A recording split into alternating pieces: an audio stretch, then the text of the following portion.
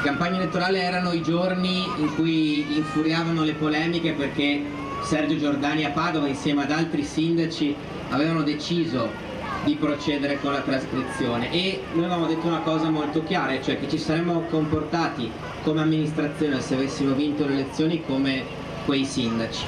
E qualche settimana fa io gliel'ho confermato, cioè gli ho detto che l'intenzione di questa amministrazione, della nuova amministrazione a Vicenza è questa, ed è questa perché siamo convinti che le battaglie politiche non si possano fare sui bambini, sulle bambine. Così anche il sindaco di Vicenza ha espresso il suo appoggio alla manifestazione delle famiglie arcobaleno, scese in piazza Castello ieri sera con 300 partecipanti.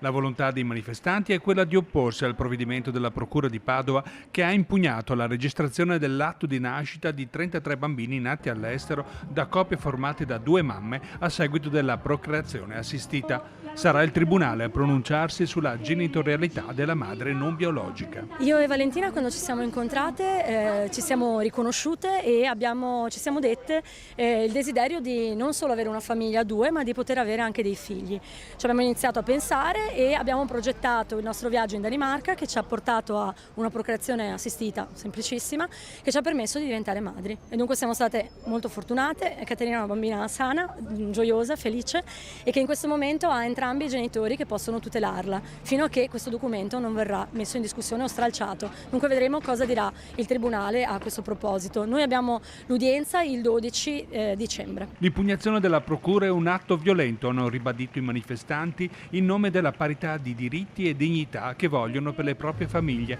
indipendentemente dal sesso dei genitori con cui sono composte. I problemi che queste coppie devono affrontare sono tanti. Dall'iscrizione a scuola, alla palestra, dal portare i bambini e le bambine dal pediatra, fare i vaccini, per non parlare di questioni più preoccupanti come possono essere per esempio degli esami diagnostici invasivi che necessitano di un consenso informato che può dare solo il genitore legalmente riconosciuto. Le cure salvavita anche in questo caso possono essere consentite solo dal genitore legalmente riconosciuto.